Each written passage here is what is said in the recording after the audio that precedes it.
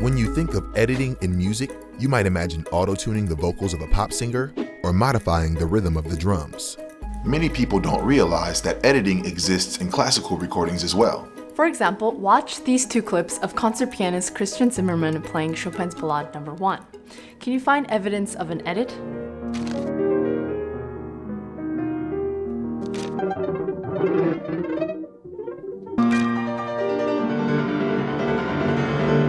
It's not in what you heard, but what you saw. Notice the change in the bench he's sitting on, implying that there were multiple takes. Many listeners have been surprised to discover that this performance wasn't recorded in a single take. And one commenter wrote, "Since the chair was a dead giveaway, I wonder how many clips were actually used to make this recording." Now listen to this track and see if you can find any evidence of edits.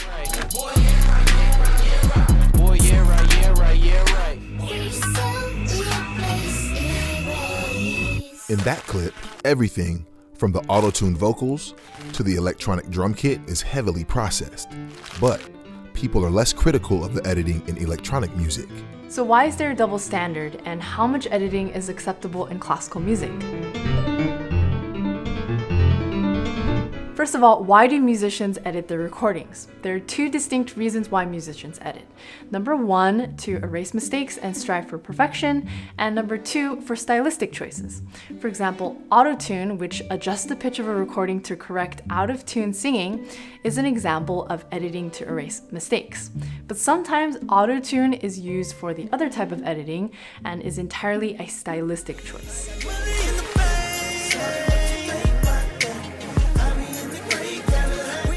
Because this is somewhat of a subjective topic, we invited a group of respected classical musicians to discuss their opinions on editing. So the basis of what we want to talk about today is everything in relation to editing in the context of classical music. I love being on panels because I feel like I learn from everybody so much, and probably won't learn anything from me, but I will have a wonderful time hearing what all of you have to say. Before we dive into the debate on when editing goes too far, let's cover the history on how we got here in the first place. In 1877, Thomas Edison created the first reliable recording device, the phonograph. Over the next 60 years, music was stored on discs and wax cylinders and couldn't be edited. Errors were prevalent because musicians had to record each piece in one take. For example, listen for the mistake in Alfred Cortot's 1933 recording of a Chopin etude.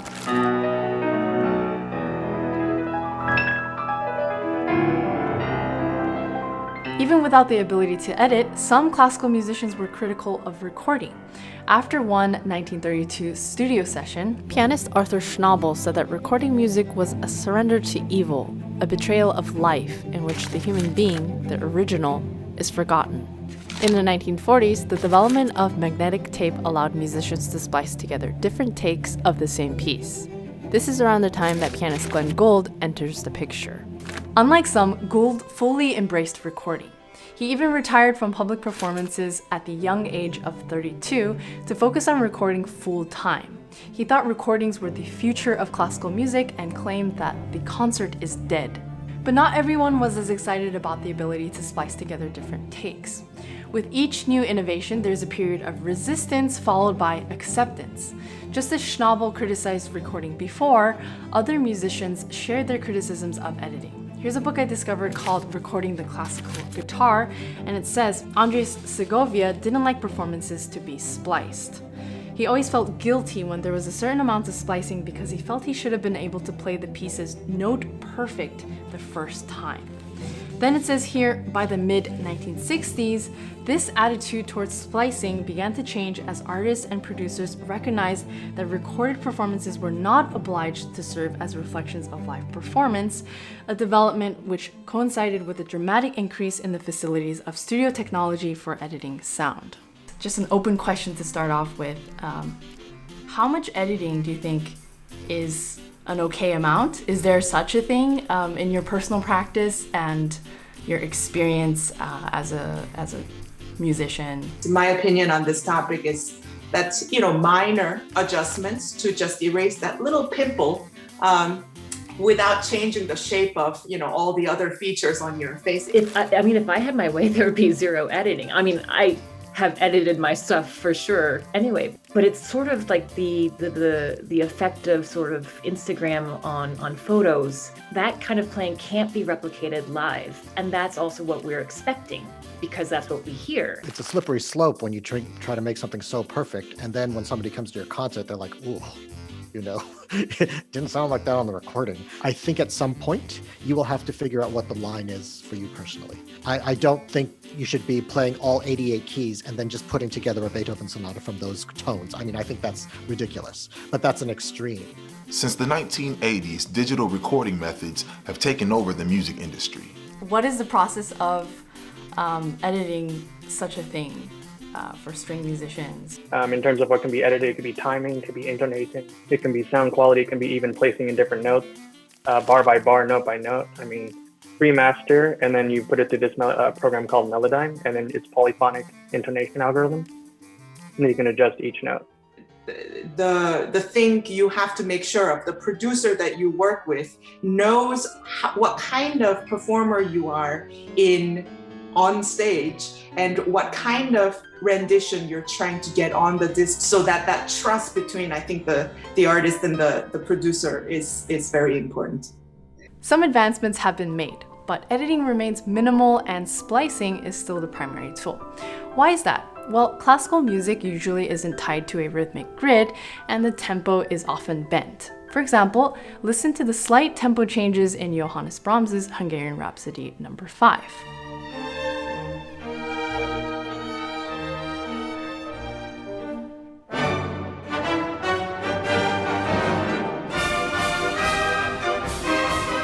Subtle shifts in tempo and phrasing make it impractical to record and edit parts separately. As a result, it's easier to run larger chunks as a full ensemble and then use splicing to get rid of mistakes. So if editing happens less in classical music than in pop music, why is it controversial? One reason is that pop music is often recorded first and then performed later. Classical music is flipped. It was initially written to be performed, but is now also recorded. For the audience, the classical recording is secondary and is just a representation of what they would hear if they saw the performance live. That means editing out mistakes may inaccurately enhance the performer's actual ability. For example, one editor on the Audio Asylum Music Board claimed he knew of a classical album that had as many as 900 edits, or once every 4 to 5 seconds. I've helped produce albums which have over thousands of edits, classical. So there is this wide range, 5 edits for one person and thousands for another. So even more dishonest is the practice of editing quote unquote live concerts. Often, they are multiple live performances stitched together, dress rehearsals, and additional audience-free recording sessions. Sometimes, whole movements from a classical music CD were never even performed live. So how does editing affect music listeners? Around 50% of people who stream classical music listen to it in the background. However, serious listeners might dislike that current recording methods capture a limited volume range. This is fine for pop music, but classical music usually has wider dynamic swings. Listen for how the quiet French horn transforms into the massive choral theme in Beethoven's Ninth Symphony in a matter of seconds.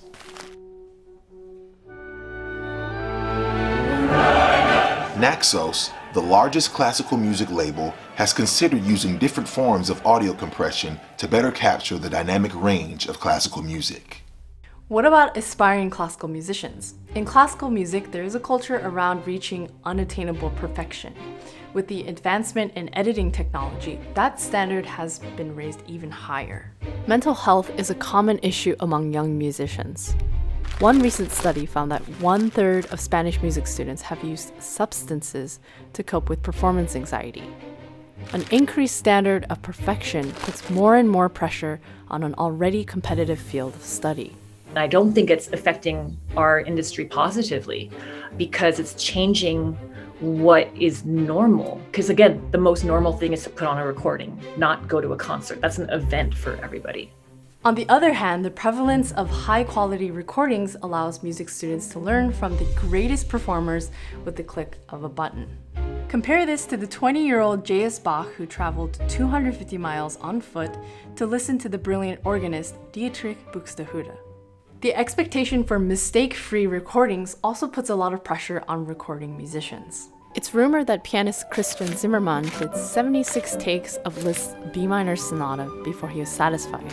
However, editing allows artists to better capture their vision for a composition. Glenn Gould likened himself to a film producer, meticulously combining his takes into a unique interpretation. Maybe transparency is key. By openly sharing the extent of their edits, classical musicians can embrace the new opportunities of modern editing. At the same time, they acknowledge that the recording has less mistakes than what they would realistically create in a public performance. I think it's also good to remind, at least myself, right? Our main audience is not some studio class at Juilliard. It's the general public. When we put out things and we have really tiny mistakes, it's like sometimes I'm like, oh, I made a tiny mistake. Everybody will know about it. That's just not true. Our main audience is the general public. As technology improves, editing in classical music may become more sophisticated. One composer wrote a piece that was faster than one Boston ensemble could humanly perform. So he had the orchestra record the piece at half tempo and later doubled the speed with editing software. The final recording was convincing enough that a New York ensemble couldn't tell that edits had been made. Some may argue that with editing like this, we cut out the imperfections that make art human. With AI-generated art, the human element is removed completely. Some AI art pieces are very convincing. Recently, editors at the Archive, a Duke University literary journal, accepted an AI-generated poem. Or consider this AI-generated piece that mimics Bach. In one survey, 50% of people, most of whom were classical music enthusiasts, couldn't tell the difference between the Bach and the AI.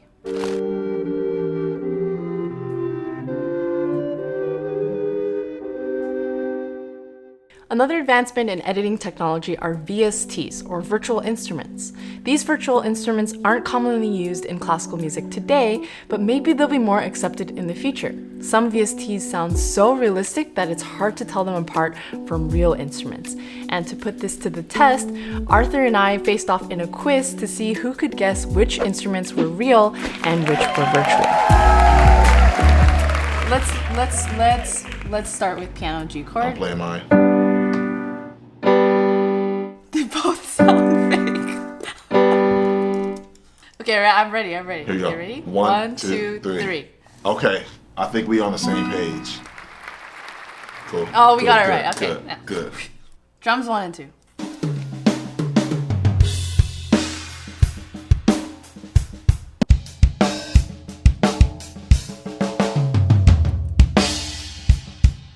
When I get this wrong, I'm gonna be ashamed that you can't tell what's a real drum. Well, I hear this sound that is just way too that China perfect symbol. in Yeah, the number China. Okay, let's do this. Okay, 2, 1, 2, 3. 3. Oh.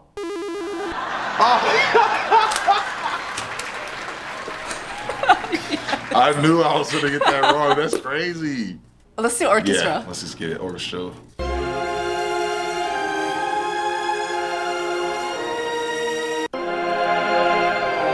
No, it's like no. This might be a No, trap. it's like, I'm analyzing. Hold on a second. 2, 3. What? Wait, no way. This is absolute nonsense. I quit. This is what? Should we do symbol 1, symbol 2? I think this one Yes. might be low-key easy.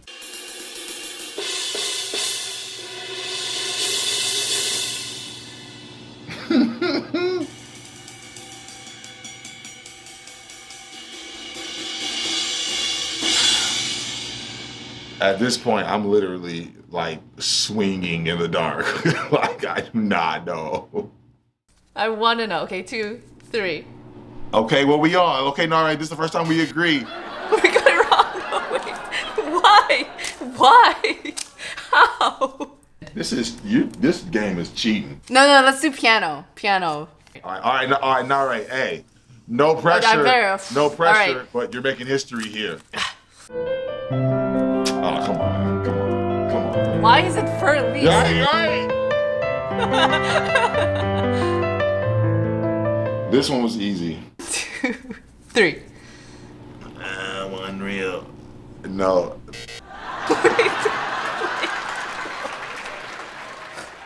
What? Nahre, I got drums wrong, and you got orchestra and classical music wrong. Wait. What are we doing? So Nahre, what made you want to do an episode on editing in classical music? What really pushed your button to make this whole episode go? What's interesting to me is that if you're recording, you're in a completely different environment and you're performing in a different way. First of all, you're entitled to do many takes. You're not just gonna go in there, play one take, and then leave. Keep it. That in and of itself is editing, because you're doing, 10, 20, 30, 40 takes, whatever it is, then that's a form of editing already. So if we're doing that, and it's a completely different form of art, That's good.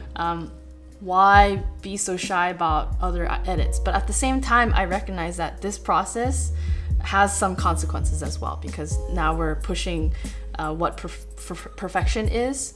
So later on, when you're on the stage, you have two standards that you're up against: the recorded standard and the stage standard, and that kind of plays with your head. And I feel like that's an interesting yet at times disturbing part of being a musician in the studio or on stage. So that's why I was drawn to this episode. A huge shout out to the Clyburn, whose mission is to advance classical piano music throughout the world, for partnering with us on this video.